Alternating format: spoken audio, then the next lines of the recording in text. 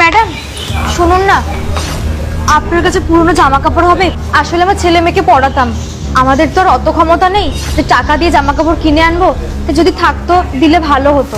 আরে ড্রেস অনেক আছে, আমার ড্রেস আছে, আর তোর বাচ্চা কি তোর বড় পড়তে পারবে? তোর দাদার অনেকগুলো শার্ট আছে, অনেক দামি দামি ব্র্যান্ডেড শার্ট।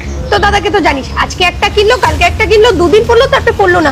ওগুলো আমি যত্ন করে ধুয়ে রেখে দিয়েছি। তুই কালকে আয় না, আমি তোকে কালকে দিয়ে দিচ্ছি। কাল দেবেন তো আপনি?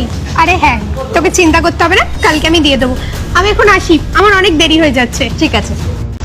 এই শোনো না, বলছি যে আমাদের নিচে যে ঝাড় দেয় না, ওই দিদিটা, হ্যাঁ ওই দিদিটা না আমাকে বলছিল যে আমাদের কিছু জামা কাপড় থাকলে ওদের দিতে।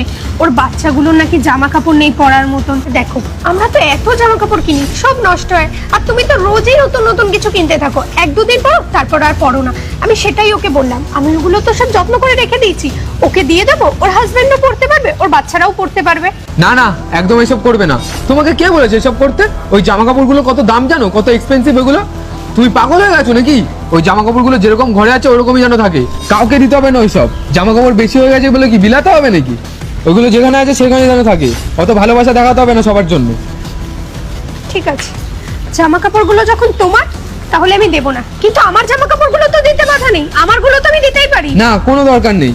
জামা কাপড় যেরকম আছে আমাদের ঘরে ওরকমই যেন থাকে, ঘর থেকে যেন না বের হয় জামা কাপড়, তোমাকে বলে দিলাম। আরে আমি তো তোমার জামা কাপড় দেবো না বললাম তোমাকে, যে ঠিক আছে তুমি যখন দিতে চাইছো না দেবে না, কিন্তু আমার জামা কাপড়গুলো দেওয়ার রাইটস তো আমার আছে। ওগুলো তো আমি পরি না, কত পুরনো, কবে দিয়ে পড়ে রয়েছে। একটা মানুষ যদি পড়ে তার তো ভালো হবে বলো, ভগবান আমাদেরকে আশীর্বাদ করবে। তুমি এরকম করে কেন বলছো এগুলো? তোমার জামা কাপড় তো কি হয়েছে, টাকাটা তো আমার টাকা দিয়ে কিনেছো তো। আমার টাকার জিনিস আমি এভাবে বেলাতে দিতে পারবো না। তোমার যদি এতই বেলাতে হয় আমার বাড়ির বাইরে থেকে গিয়ে বেলাবে, আমার বাড়ি থেকে এসব হবে না, তোমাকে বলে দিলাম শেষবারের মতো। কিন্তু আমার কথাটা তো শোনো, হঠাৎ এরকম ব্যবহার করছে কেন? এই বাচ্চাগুলো যদি জামা কাপড়গুলো পরতো কি এমন ক্ষতি হয়ে যেত? তুমি আমার কথাটা শোনো একবার। ম্যাডাম বলছিলাম আমার তো কাজ হয়ে গেছে, আমি এবার বাড়ি যাব, তাহলে কি জামা কাপড়টা দেবেন? নিয়ে যেতাম আমি। তোকে কিভাবে বলবো না, আমি ঠিক বুঝতে পারছি না রে।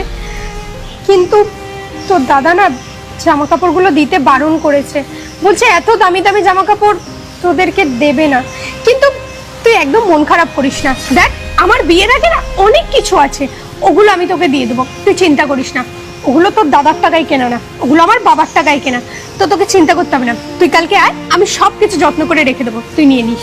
ঠিক আছে ম্যাডাম, আমি তাহলে আসছি।